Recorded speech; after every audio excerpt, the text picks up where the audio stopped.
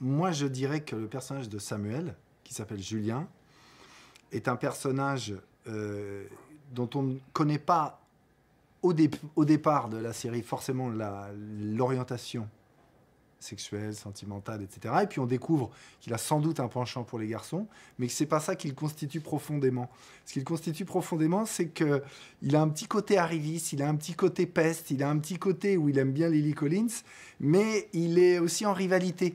En fait, il veut pas perdre ses prérogatives, il veut pas perdre son champ d'investigation, de travail, quoi, enfin, de ce qu'il a à faire. Et c'est ce qui le rend de temps en temps un petit peu peste, un petit peu avec la répartie toujours qui veut faire mouche. Voilà, il a un petit côté comme ça. Et très, très fashion. Il adore la mode, il en fait beaucoup, beaucoup sur la mode. On sent qu'il a investi énormément là-dessus. Et que quand il va au bureau, c'est un peu le défilé le matin. Voilà. Ouais, c'est comme ça que je le vois. Julien. À mon tour. Ouais. Alors, le personnage de Bruno ici présent, Luc, est un très grand professionnel. Il est très très bon à son travail. Je pense que c'est pour ça qu'on tolère, son côté assez spécial. Faut le dire, il est perché. Il est sur la lune. Il a une façon différente de voir le monde. Et néanmoins, il tape souvent dans le mille. Il est de très très bons conseils. Ça paraît lunaire à premier vue d'œil. Et après, on creusait un petit peu. On se dit, ah ouais. Il tape dans le mille, ce personnage, et c'est Luc qui est une grande aide pour Émilie, un très bon conseiller, un très bon allié.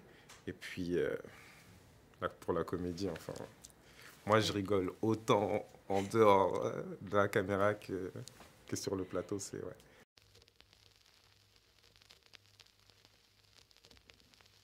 En fait, moi, il y a une chose dont je me suis aperçu, c'est que tout n'est pas écrit dès le début. Et que les auteurs travaillent en fonction aussi, je pense, de ce qu'ils voient dans les premiers épisodes, de ce qu'ils sentent, etc.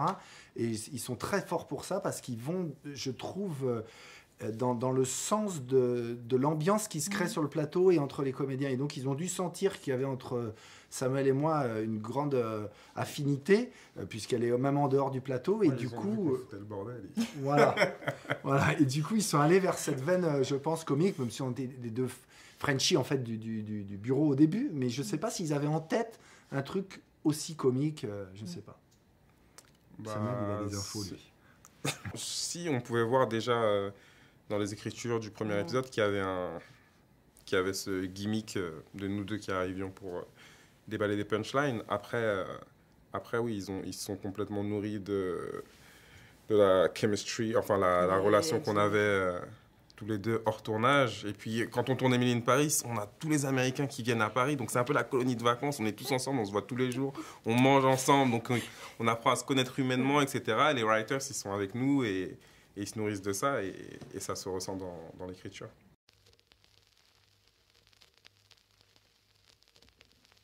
Pas du tout. Non. Ouais. Et je pense qu'il y a pas mal de choses qui passent à la télé ou au cinéma qui se feraient pas dans la vraie vie. C'est le principe d'une série, c'est de la fiction. C'est leur vision aussi aux auteurs.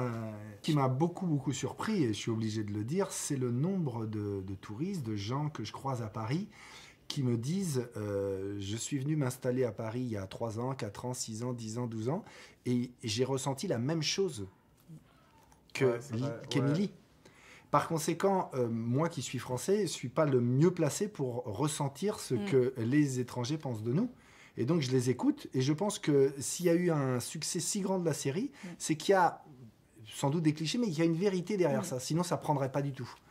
Par conséquent, et en plus, je trouve, moi, que la critique a été faite sur les clichés, je les trouve plutôt bienveillants pour nous, franchement.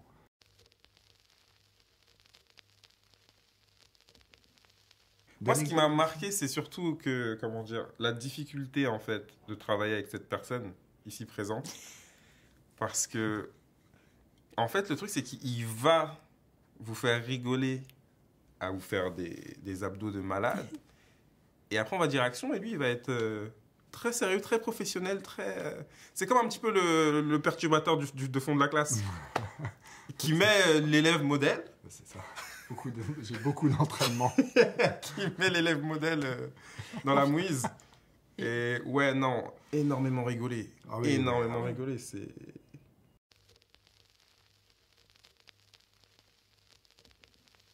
Oui, moi précisément. Il y a quelque chose qui m'a... Alors peut-être que ça se fait sur certains tournages français, moi j'ai pas eu l'occasion de le voir, mais plusieurs fois, et souvent même, les réalisateurs français, lorsque on arrive, le découpage technique a déjà été fait.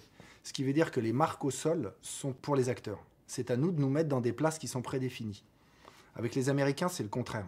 On répète la scène, on voit où les acteurs se placent, etc. Et ensuite, on place les techniciens. C'est eux qu'on les marque, c'est eux qui se mettent dans les places pour servir au mieux la comédie. Je trouve en fait que la comédie, le jeu, est beaucoup plus central chez les Américains, alors que la technique prévaut en France. C'est peut-être pour des questions de budget, pour des questions de temps, il y a peut-être ça, mais et je préfère la méthode américaine, évidemment, puisqu'on est moins corseté et on se sent plus libre. Ça met la créativité en avant, Ouais. évidemment.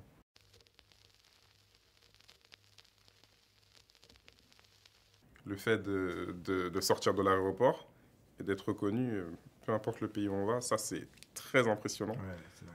C'est très impressionnant. J'étais à Barcelone, c'était la folie. Toi, tu reviens d'Italie, pareil. Ouais, j'étais dans Taormina, dans un petit village sicilien, et j'ai été reconnu par énormément de monde. Ouais. Quand je suis allé voir, on a travaillé ensemble à Londres il n'y a pas longtemps avec Samuel. À Londres, c'était... Bon, on avait du mal on pouvait pas marcher. Franchement, c'est incroyable l'impact On de pouvait cette pas série. marcher. Ah ouais. C'était ouf. C'est Non, c'est fou. vraiment ça qui est impressionnant. C'est qu'on aurait pu faire n'importe quelle série, mais en fait, le fait que ce soit sur Netflix, tout le monde y a accès.